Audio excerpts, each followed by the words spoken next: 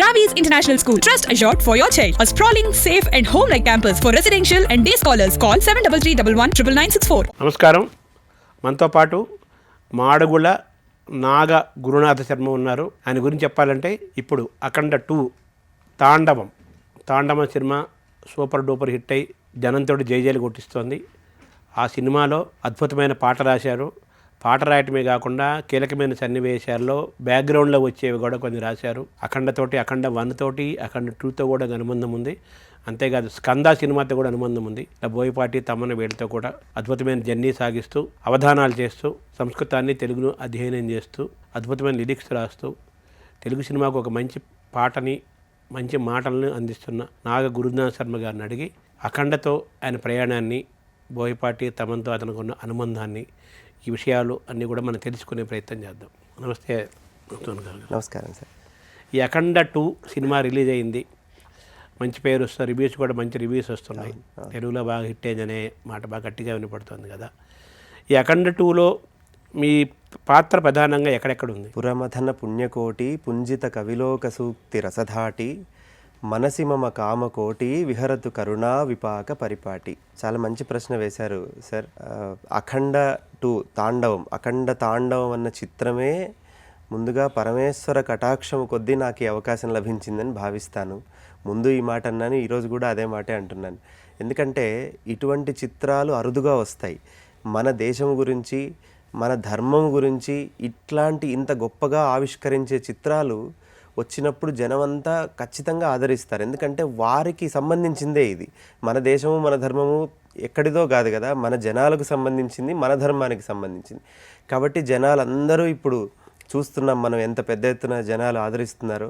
ఇటువంటి చిత్రములో అవకాశం రావడం అనేది గొప్ప యోగంగా భావిస్తున్నాను ముందు నాకు నేను.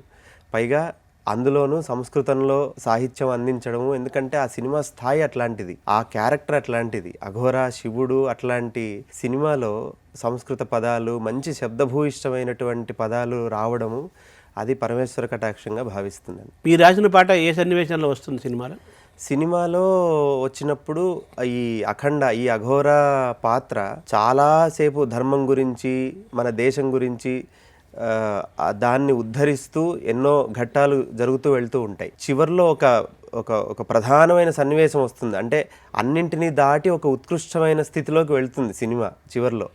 అటువంటి సన్నివేశంలో ఒక్కసారిగా అఖండ హైందవం గురించి కదా, అది సినిమా పేరే ఎంత ఔచితీశోభితంగా అఖండ అని పెట్టారు. అఖండము ఇది మన భారతదేశ ధర్మము, భారతదేశం యొక్క సంస్కృతి అఖండముగా సాగుతూ ఉంది సృష్టి ఆరంభం నుంచి కూడా.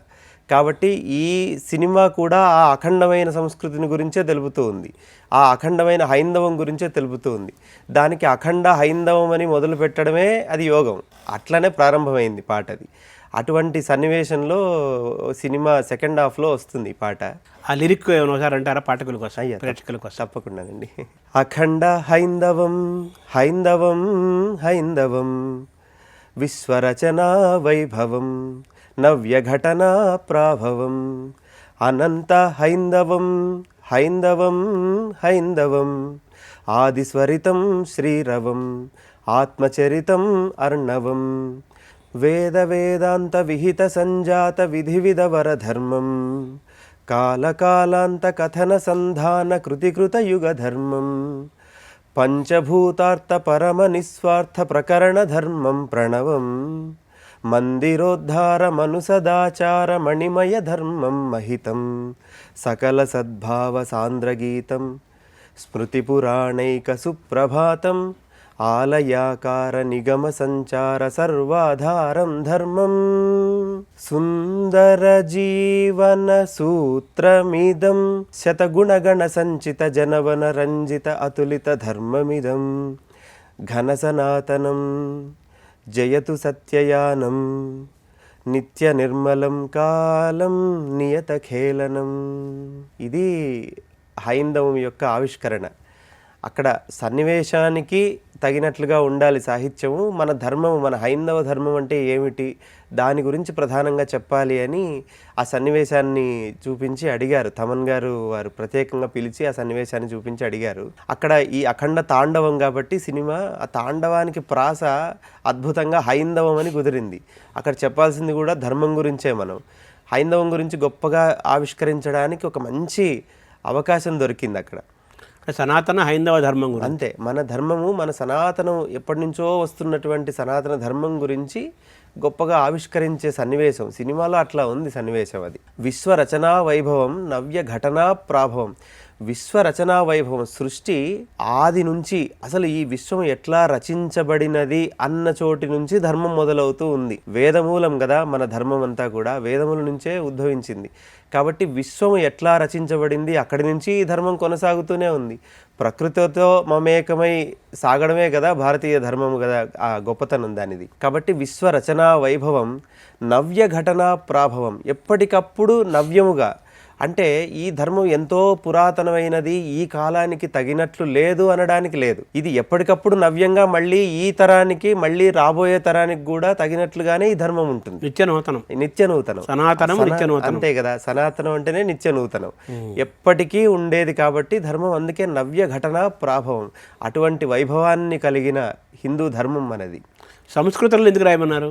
సంస్కృతంలో రాయమని ప్రత్యేకంగా అడగలేదు, కానీ అంటే వారితో ఉన్న నా సాంగత్యం కొద్దీ అటువంటి పదాలు, మంచి శబ్దభూయిష్టమైనటువంటి పదాలు ఉంటే ఈ ఆ దృశ్యానికి, ఆ సీన్కి చాలా పండుతుంది అని వారి ఉద్దేశం. ఇంతమంది సంస్కృత కవులు, పండితులు చాలామంది ఉండగా, అవధానులు చాలామంది ఉండగా, మిమ్మల్ని దీనికి ఈ పాట కోసం ఎందుకు ఎంచుకున్నారని మీకు అనిపిస్తుంది? అది యోగంగా భావిస్తాను సార్. ఎందుకంటే తెనుగున్ సేయరు మున్ను భాగవతమున్ దీనిని తెనింగించిన జననంబున్ సఫలంబు చేసేదా అని అంటారు. అట్లా అటువంటి యోగం ఏదో నాకు సంప్రాప్తించింది అనుకుంటాను. పండితులు, మహానుభావులు ఎందరో ఉన్నారు, నాకు అవకాశం రావడం అన్నది నా జన్మకు ఇది యోగంగా భావిస్తున్నాను, ఇట్లాంటి సాహిత్యం రాయడం. ఇది ఎవరు పాడారు ఇది సినిమాలో? ఇది సర్వేపల్లి సిస్టర్స్ అని చాలా ఉత్తమమైన గాయని మణులు. వాళ్ళు వైద్య వృత్తిలో ఉంటూ కూడా వారు ఈ కర్ణాటిక్ సంగీతాన్ని నేర్చుకొని సుధా రఘునాథన్ గారి దగ్గర అభ్యసిస్తూ చాలా చక్కగా ఆలపించారు. వారి గాత్రం ద్వారా ఇది ఇంకా జనంలోకి చాలా ఇంకా ప్రచారం అవుతూ ఉన్నది పాట. ఈ పాటకి మీకున్న సమాచారం మేరకు నిన్న ప్రీమియర్ షో రిలీజ్ అయింది, ఈరోజు ఇప్పటికే చాలా షోలు రిలీజ్ అయ్యాయి కదా, స్పందన ఎలా వినపడుతుంది మీకు? స్పందన చాలా గట్టిగా ఉంది సార్. ఎందుకంటే బాలకృష్ణ గారు, బోయపాటి గారి సినిమా అంటేనే ముందు అది అంతర్జాతీయ స్థాయి, అది ఇంటర్నేషనల్ లెవెల్లో వెళ్తూ ఉంటుంది. దానికి తోడు సనాతన ధర్మము, దానికి తోడు దేశము, ఈ దేశకాల పరిస్థితులు, ఈనాడున్న సమస్యలు, దీనికి తోడు తమన్ గారి సంగీతము, చాలా బలమైన సంగీతాన్ని ఇచ్చారు ఈ సినిమాలో. అఖండకి ఇచ్చిన సంగీతంతోనే జనాలకు పిచ్చెక్కిపోయింది. అట్లాంటిది ఇప్పుడు అఖండ 2లో ఎలాంటి సంగీతం ఉండబోతుందో అని జనాలు చాలా ఆతృతగా ఎదురు చూశారు. దానికి రెండింతలుగా ఈ చిత్రంలో సంగీతం అంతే అద్భుతంగా కుదిరింది. ఇవన్నీ కలిసి, ఇది ఒకరి కృషి కాదు, అందరూ సమిష్టిగా ఆ భగవంతుడికి చేస్తున్నటువంటి పూజ అనుకొని ఈ సినిమాకు పనిచేశారు అందరూ. వారిలో నాదొక పాత్ర అని ఆనందిస్తున్నాను నేను. అంటే ఈ పాటతో పాటు ఇంకెక్కడెక్కడ మీద ఉంది ఈ చిత్రంలో? ముందుగా అసలు ఈ సినిమాతో సంబంధమే ఇంటర్వెల్ సీన్ నుంచి మొదలైంది సార్. నన్ను పిలవడమే, ఆ ఇంటర్వెల్ ఆ సీన్ చూపించి అక్కడ రాయాలి మంచిది, ఆ సీన్కి తగ్గట్టుగా సంస్కృతంలో అని అడిగారు. చాలా కీలకంగా ఇంటర్వెల్, చాలా కీలకమైన ఘట్టము, చాలా రోమాంచితం అయ్యేటువంటి సన్నివేశం అది. ఇట్లాంటి సీన్లో రాస్తున్నప్పుడు, అంటే మొదటిసారి నేను చూస్తున్నప్పుడే, అప్పటికి ఇంకా ఈ సంగీతము, గాత్రము ఏమీ ఉండదు, కేవలం సీన్ మాత్రమే చూస్తున్నాను. అక్కడే రోమాంచితం అవుతోంది చూస్తుంటే. దానికి ఒక్కొక్క కదలిక, అంటే బాలకృష్ణ గారు అఘోర పాత్రలో ఒక్కొక్క కదలికకు ఎటువంటి మూమెంట్ ఉంది వారిలో, దాన్ని ఒక్కొక్కటి గమనిస్తూ రాసుకొని జాగ్రత్తగా దానికి రాసుకున్నాను ఇంటర్వెల్ సీన్కి. అక్కడ అది అద్భుతంగా పండింది, జనాలందరూ దాని గురించి ప్రశంసిస్తున్నారు ఇంటర్వెల్ సీన్ గురించి. అక్కడితో ప్రారంభమైంది ఈ చిత్రంతో నా ప్రయాణం. అంటే బాలకృష్ణ ఆ సినిమాలో ఆయన పోషిస్తున్న పాత్ర ఏ స్థాయిలో ఉందో దాన్ని ఆ సన్నివేశాన్ని మీరు చూసి ఆ స్థాయిలో పాట ఉండాలని చెప్పి మీరు ఆ పాట రాశారు. తప్పకుండా సార్, అంతే, అందులో సందేహం ఏమీ లేదు. ఎందుకంటే అక్కడ కనపడుతున్నది సాక్షాత్తు అఘోర, అంటే రుద్రుడు, శివుడే ఆ రూపంలో కనిపిస్తున్నాడు. దర్శకుడు బోయపాటి గారు, అక్కడ సంగీతం తమన్ గారు, ఇంతమంది కలిసిన చోట ఆ శబ్దం కూడా అట్లే ఉండాలి.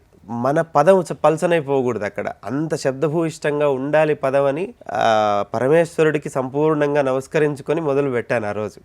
అది అద్భుతంగా పండింది. అక్కడ ఆయన ఒక యంత్రంలో నిలబడతారు అఘోర, ఆ ఫైట్ జరుగుతూ ఉంటుంది కదా ఇంటర్వెల్ సీన్లో, అక్కడ ఆ యంత్రంలో నిలబడినప్పుడు ఆయనకు 7 చక్రాలు ఒక్కసారిగా ఉద్దీపనం అవుతాయి.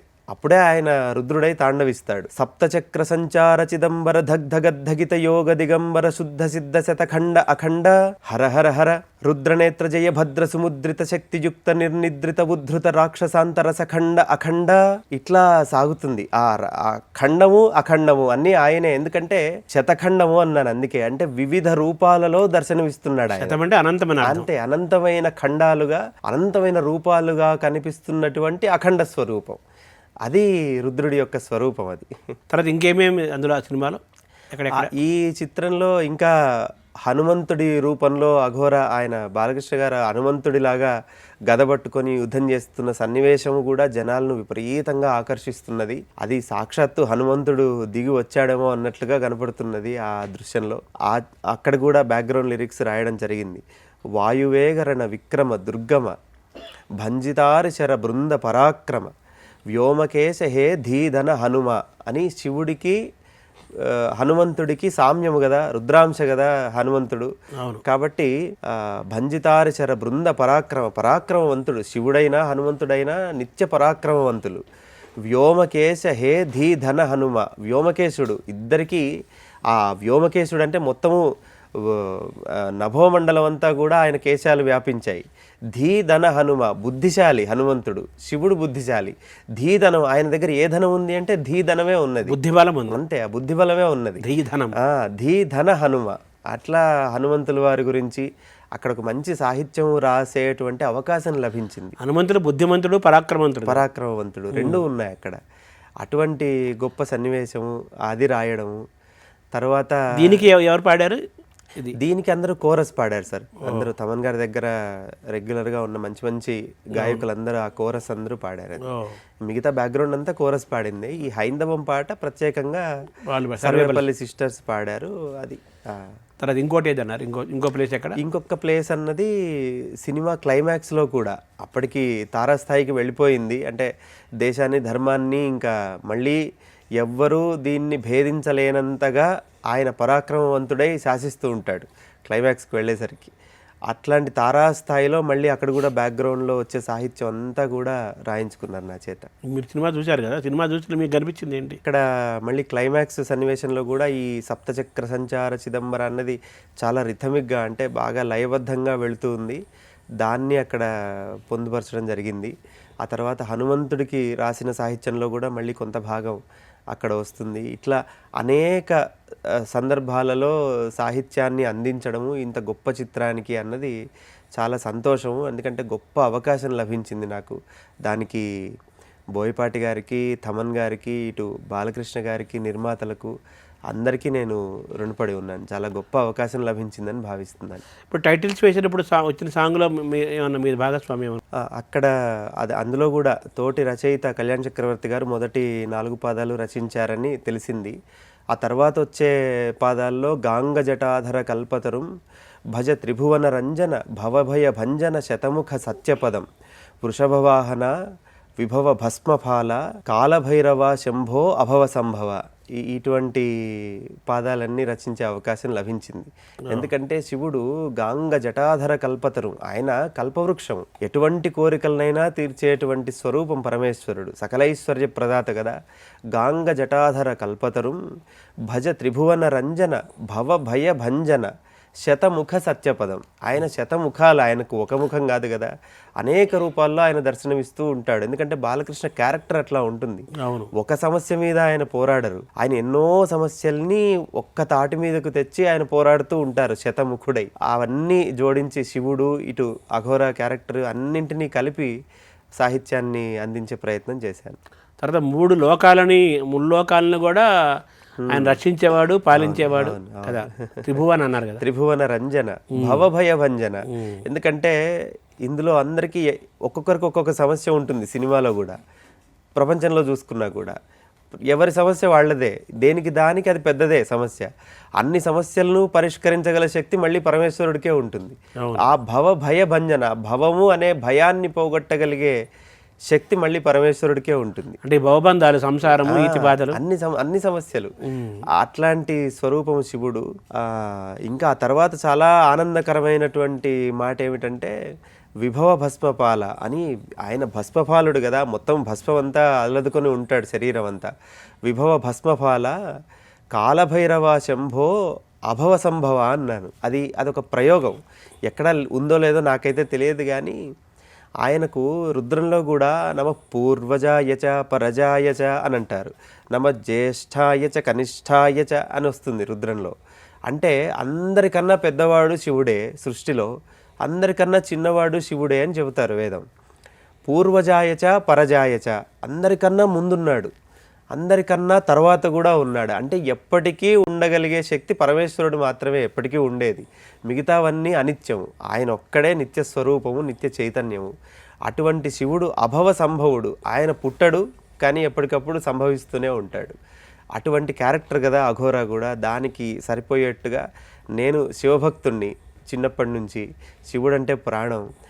అటువంటిది బాలకృష్ణ గారి లాంటి క్యారెక్టర్ అక్కడ శివుడి పాత్ర వేయడము, శివుడు బాలకృష్ణ గారు రెండు కలిసిన స్వరూపం తెర మీద చూస్తే ఎవరికైనా కవిత్వం చెప్పాలనిపిస్తుంది. సో ఈ సినిమాలో టైటిల్స్ అప్పుడు ప్రారంభంలోనూ మీ భాగస్వామ్యం ఉంది, టైటిల్గా వచ్చే సాంగ్లో మీ భాగస్వామ్యం ఉంది, ఇంటర్వెల్లో కీలకమైన ఘట్టాల్లో మీ భాగస్వామ్యం ఉంది, చివరిలో కూడా మీ భాగస్వామ్యం ఉంది. అంటే త్రికాలాలలో మీ భాగస్వామ్యం ఉంది ఈ సినిమాలో.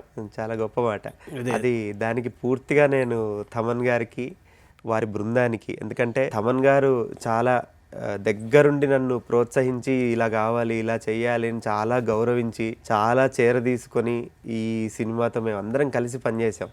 తమన్ గారు, వారితో పాటు ఉండే బృందం కూడా, వారి స్టూడియోకి వెళితే చాలా ఆహ్లాదంగా ఉంటుంది. ఏదో కష్టపడుతున్నాము, సినిమా పెద్ద సినిమా మనం చేస్తున్నాం అన్న కష్టం ఉంటుంది, ఎందుకంటే దానికి కావాల్సిన విషయం దానికి ఇవ్వాల్సిందే. కానీ ఎక్కడ ఆ కష్టం తెలియకుండా ఆయన ఉండే విధానం కానీ, నన్ను చూసుకున్న విధానం కానీ చాలా నచ్చింది. ఆయనతో సాంగత్యం చాలా ఆనందాన్ని కలిగించింది నాకు. బోయపాటి గారు ఎలా చూసేవారు మిమ్మల్ని? బోయపాటి గారితో చాలా విచిత్రమైనటువంటి బంధం సార్. ఎందుకంటే నేను మొదట రాసింది తెలుగు చలనచిత్రంలో నేను రాసిందంటే అఖండ సినిమాకి, మొదటి అఖండ, ఫస్ట్ అఖండకు. అక్కడ టైటిల్స్ పడుతున్నప్పుడు బృహదఖండ ఖండాంతర చండాధర సాకారం క్షుద్ర ఛిద్ర రుద్రాకారం అని అక్కడ వస్తుంది. అది చాలా జనాల్లోకి వెళ్ళిపోయింది అప్పుడు కూడా. అఖండ వన్ టైటిల్ సాంగ్. అవును, అక్కడ టైటిల్ సాంగ్ రాశాను. అప్పుడు రాసిన తర్వాత అది ఇంకా ప్రారంభ దశ, నాకు తమన్ గారికి ఆ బంధం ఏర్పడ్డం. దాని తర్వాత స్కందాకు చాలా ఎక్కువగా పనిచేశాను. స్కందాకు కూడా మళ్ళీ ఇట్లాగే బ్యాక్గ్రౌండ్ లిరిక్స్ అవన్నీ రాశాను. స్కందాలో కూడా టైటిల్ సాంగ్ రాశాను. ఏంటది? అది ధీ శిఖర శక్తిధరా స్కంద రణధీరా శత్రుహరా స్కంద సర్వాధార జయ సమరా స్కంద శూరా సుందరా స్కంద శూలాడంబరా, అట్లా సాగుతుంది. ఆయన సుబ్రహ్మణ్య స్వామి యొక్క విశేషాలన్నీ చెబుతూ ఆ స్కంద టైటిల్ సాంగ్ రాశాను. అది రాశాను. తర్వాత అఖండ 2కు పనిచేశాను చాలా ఎక్కువ సమయం తీసుకొని. అయితే నా జీవితంలో నాకు అదృష్టం ఏమిటంటే నేను 3 చిత్రాలకు పనిచేస్తే ఆ 3 సినిమాలు బోయపాటి గారివే కావడం ఒక అదృష్టము. అది 3 సినిమాలు తమన్ గారే సంగీతం చేయడము ఇంకొక అదృష్టము. ఇట్లా ఎన్నో యోగాలు కలిసి నా ప్రయాణం ప్రారంభమైంది. మొదటి 2 చిత్రాలకు నేను పని చేసిన, అంటే ఉద్యోగరీత్యా నేను వేరే ఊర్లో మంగళూరులో ఉండడం వల్ల నేను కలవలేకపోయాను ఇక్కడ వ్యక్తిగతంగా వచ్చి. అఖండ 2 వచ్చేసరికి నాకు బోయపాటి గారితో వ్యక్తిగతంగా పరిచయము, ఆయనతో సాంగత్యము, ఆయన చూపించినటువంటి ప్రేమ, అభిమానము, ఆదరము నేను ఎప్పటికీ మర్చిపోలేను. ఎందుకంటే ధర్మం మీద అంత నిబద్ధత కలిగి, నిష్ఠ కలిగి ఇటువంటి చిత్రాన్ని జనాలకు అందించినటువంటి గొప్ప దర్శకులు అంత ఆదరణ నా మీద చూపించారు అంటే అది నాకెంత భాగ్యం అనిపించింది. బాలకృష్ణ గారు ఏమన్నారు మీ పాటలు ఇవన్నీ విని, మీ మాటలు ఇవన్నీ విని? బాలకృష్ణ గారితో సార్ చిన్నప్పటి నుంచి అందరి సినిమాలు చూస్తూ పెరిగాము. బాలకృష్ణ గారి మీద ఒక ప్రత్యేకమైన అభిమానం. ఎందుకంటే తెలుగు భాష, ఆ సంభాషణ, ఆ స్ఫురద్రూపము, ఇవన్నీ అన్ని రకాల పాత్రలు చేయగలిగినటువంటి ఒక స్ఫురద్రూపం బాలకృష్ణ గారిది. ఈ పాత్ర సరిపోదు అనడానికి లేదు, ఆయనకు ఏ పాత్రైనా చేయగలరు. అట్లాంటి రూపానికి సాహిత్యం రాయడమే ముందు ఒక గొప్ప ఆనందం. అట్లాంటిది ఆయనతో ప్రీ రిలీజ్ ఈవెంట్ అప్పుడు కలవడము, మాట్లాడడము, ఆయన చాలా సరదాగా పద్యాలు, అవధానం గురించి మాట్లాడడము, గొప్ప గొప్ప సాహిత్యాన్ని ఉటంకిస్తూ ఆయన అరగంట పాటు మాట్లాడారు. అంతసేపు ఆయనతో కూర్చొని మాట్లాడడం అనేది నేను ఊహించలేదు జీవితంలో. అది గొప్ప సన్నివేశం నాకు. ఆయనతో మాట్లాడుతూ కూడా ఈ సంస్కృతంలో ఏమేమి రాసాము సినిమాకు ఇవన్నీ చర్చించారు. అయితే వేదిక మీద ఆయన గురించి ఎందుకో అట్లా పద్యం చెప్పడము, ఆయన గురించి ఆయన మురిసిపోవడము, ఆయన చాలా ఆనందించడము, ఇవన్నీ నాకు గొప్ప సంతోషాన్ని కలిగించాయి. ఆ పద్యం గుర్తుందా మీకు? తప్పకుండా ఉందండి. బాలకృష్ణ గారి పైన మీరు చెప్పిన పద్యం ఒకసారి ప్రేక్షకుల కోసం. కనుసైగలే చాలు కర్రకైన కత్తులు చూపుతో ఖండించు శూరుడతడు, సంభాషణ ధాటి గంభీరమున మేటి వేరౌవరట సాటి వీరుడతడు, బోళాతనంబున భూతనాథుని బోలు కపటంబు తెలియని కాలుడతడు, తన వారికై వచ్చు తగవన్నచో హెచ్చు సిరివెండి తెర నరసింహుడతడు, ఆంధ్రమావేశమై తెలుగందమూరి, ఆంధ్రమావేశమై తెలుగు అందమూరి, నటన రక్తమై ప్రవహించు నందమూరి. చాలా బాగుంది. తృష్ణ ఎవరన్ననీతడు కృష్ణ కృష్ణ, తృష్ణ ఎవరన్ననీతడు కృష్ణ కృష్ణ, పద్మభూషణుండౌ మన బాలకృష్ణ. ఏమన్నారు ఈ పద్యము విని ఆయన బాలకృష్ణ గారు? ఆ పద్యం విని చాలా సంతోషించారు ఆయన. నేను వేదిక మీద చెబుతున్నప్పుడే ఆయన ముఖంలో కవళికలు అవన్నీ చూస్తే ఆయన ఆసక్తిగా ఆ పద్యం గురించి వింటూ, ఎందుకంటే సాహిత్యం మీద విపరీతమైనటువంటి అనురక్తి కలిగిన వారు బాలకృష్ణ గారు. అటువంటి వారి ముందు పద్యం చెప్పడం ఒక గొప్ప సన్నివేశము. ఆయన అంతసేపు పద్యాన్ని వింటూ ఆనందిస్తూ దానికి ఆయన గౌరవించడం నన్ను అన్నది చాలా గొప్ప సన్నివేశం. నా జీవితంలో ఎప్పటికీ మర్చిపోలేని సన్నివేశంగా నేను భావిస్తాను. ఆయన ప్రతిస్పందన కూడా, ఆయన ఉపన్యాసాలు కూడా మీ గురించి మాట్లాడినట్టుంది కదా? అవునవును. ఆయన మాట్లాడినప్పుడు కూడా ప్రత్యేకంగా నా పేరు ఉటంకిస్తూ మంచి గొప్ప సాహిత్యాన్ని అందించారని చెప్పడము, ఇవన్నీ కూడా గొప్ప యోగం సార్. అంటే ఇటువంటి చిత్రాలు ఎప్పుడో కానీ రావు. ఇప్పటి నుంచి ఇంకా ఎక్కువ రావాలని కోరుకుందాం, మన ధర్మము కాబట్టి. అటువంటి గొప్ప చిత్రంలో ముందు నాకంటూ ఒక సన్నివేశము, నాకంటూ ఒక భాగస్వామ్యం ఉండడము అదృష్టము. గొప్ప గొప్ప వాళ్ళు బాలకృష్ణ గారు ఈనాటి వార 50 సంవత్సరాల నట ప్రస్థానం కలిగినటువంటి నటులు, పద్మభూషణ్ పురస్కార గ్రహీత, అటువంటి వారి చిత్రానికి రాయడము, బోయపాటి గారి దర్శకులు, థమన్ గారి సంగీతము, ఇది చాలా పెద్ద వ్యవహారం. ఇది నందమూరి వారసు, ఎన్టీఆర్ వారసు. మరి అట్లాంటి వారసత్వంలో నా కవిత్వం అక్కడ, ఆ సాహిత్యం అక్కడ ఉంది అనడం అన్నది నేను చాలా గర్విస్తున్నాను, సంతోషిస్తున్నాను. ఇది ఇలాగ కొనసాగాలి, ఇంకా ఇంకా మంచి సాహిత్యాన్ని అందించే అవకాశము రావాలి అని అమ్మవారిని ప్రార్థిస్తున్నాను. తమన్ గారితో మీకు ఎలా పరిచయం ఏర్పడింది? ఎలా మిమ్మల్ని ఐడెంటిఫై చేశారు ఆయన? తమన్ గారు ఈ అఖండ చేస్తున్నప్పుడు అప్పుడు నిజానికి చాలా వరకు ఫస్ట్ అఖండ 1తో కదా మొదలైంది. అవును సార్. అఖండ 1 చేస్తున్నప్పుడు అప్పటికి నేను ఇంకా తెలియదు వారికి, అంటే నేను ఈ సినిమాకు రాస్తాను అఖండ 1 కానీ నాకు తెలియదు. నా ఉద్యోగము, నేను నా మార్గంలో నేను ఉన్నాను. అప్పటికి నేను శివుడి గురించి శతకము, అవధానాలు, నా కవిత్వము, పాటలు ఇవన్నీ ఉన్నా ఈ సినిమాకు పని చేస్తాను నేను అసలు ఊహించలేదు. ఎలా వచ్చింది అవకాశం? అది ఈ సంస్కృతంలో ఇక్కడ ఒక పాట కావాలి, టైటిల్స్ ప్లే అవుతూ ఉంటాయి, అక్కడ సంస్కృతంలో ఒక పాట వస్తే బాగుంటుంది అని వారు నిర్ణయించుకున్నారు. అయితే అలా అలా అడుగుతూ నాకు సంగీత దర్శకులు జోసెఫట్ల రాజశేఖర్ శర్మ గారితో చాలా సాంగత్యం ఎప్పటి నుంచో. చాలా పాటలు చేసాం ప్రైవేట్గా. అట్లా ఆయన దగ్గరికి రావడము, ఆయన నాగ గురునాథ్ శర్మ అయితే రాస్తాడు, ఇది బాగుంటుంది ఒకసారి అడిగి చూడండి అనడము, అది నా దగ్గరకు రావడం. ఆ రోజు అడిగారు, అంటే సమయం లేదు, ఇంకో వారంలో అఖండ 1 రిలీజ్ అవుతుంది. అప్పటికి మిగతా సంగీతం అదంతా అయిపోయింది, టైటిల్స్ ఒక్కటే మిగిలింది ఇంకా. అటువంటి సమయంలో నాకు ఆ ట్యూన్ ఇచ్చారు, నాకు అది అర్జెంటుగా కావాలండి కొంచెం అన్నారు. ఆ రోజు సాయంత్రానికేమో ట్యూన్ వచ్చింది నాకు. రాత్రి 11-12 లోపల వారికి పంపించేశాను సాహిత్యం. ఆ రోజే పంపించాను. ఎందుకంటే అట్లాంటి అవకాశం రావడమే గొప్ప కదా. అనుకోని అవకాశము పరమేశ్వర విభూతి. అది ఎక్కడి నుంచి వస్తుందో మనకు తెలియదు. వచ్చినప్పుడు పైగా శివుడు, నాకు ముందు కవిత్వం అంటేనే శివమయం, అట్లాంటిది అది ఆ అవకాశాన్ని ఇంకా వదిలే ప్రసక్తి లేదు, దాన్ని ఆలస్యం చేసే అవకాశం లేదు. రాగానే ఆ రోజు కూర్చొని రాత్రి 12 లోపల పంపించేశాను. అందులో ఒక అక్షరం కూడా మార్చలేదు. అదే ఆ సాహిత్యం అక్కడ వచ్చింది అఖండవన్లో. సో అలా తమంతా పరిచయం అట్లా పరిచయం ఏర్పడ్డాము. మళ్ళీ స్కందాకి కూడా పనిచేశాను. స్కందాకి మళ్ళీ ఎలా వచ్చింది ఇన్విటేషన్, ఎక్కడి నుంచి వచ్చింది మీకు? అదే ఆయన నుంచే. ఇంకా అప్పటికి ఇంకా తమన్ గారితో ఒక బంధం ఏర్పడింది. అంటే అప్పటికి బాగా స్నేహం వచ్చేసింది ఆ అఖండవన్కి పనిచేసేసరికి. స్కందాకి కూడా మళ్ళీ అట్లాంటి క్యారెక్టరే, మళ్ళీ బోయపాటి గారు ఆ ఎలివేషన్ జనాలకు తెలియంది కాదు. అవును, ఆ ఎలివేషన్ అనేసరికి ఒక్కసారిగా రామ్ పోతునేది కదా. అవును, రామ్ గారు హీరో. అంత గొప్ప గొప్ప ఎలివేషన్, ఆ సీన్లు అవన్నీ ఉండేసరికి మళ్ళీ సంస్కృతంలో అయితే బాగుంటుంది అని వారు ఆలోచించినట్టు, తమన్ గారు వారి ఆలోచన అది. అక్కడ ఆలోచనకు మళ్ళీ నేను రాశాను. అక్కడ కూడా దాంట్లో కూడా సంస్కృతంలో చాలా వరకు ఉంటాయి. అంటే ఆ టైటిల్ సాంగ్తో పాటు ఇందాక వినిపించినట్టు. అక్కడి నుంచి ఇంక మళ్ళీ అఖండ 2 వచ్చేసరికి వారు పిలిచి ప్రత్యేకంగా ఈ ఇంటర్వెల్ సీన్ మాట్లాడుతూ తమన్ గారే పిలిచి స్టూడియోకి వెళ్ళి మాట్లాడాను. ఈ సీన్ అంతా చూశాను. మనం మొత్తం అఖండ 2 కంతా మనం పనిచేయాలండి, మొత్తం సినిమా చాలా చేయాల్సి ఉంది మనం అని చెప్పారు. అదే మాట మీద, ఎందుకంటే వారు అడగడమే ఆలస్యం కదా, నేను అంత అనుబంధం వారితో. కాబట్టి వెంటనే వెళ్ళి మొత్తం ఈ దాదాపు గత 3 నెలల నుంచి ఈ సినిమాకు పనిచేస్తూనే ఉన్నాను.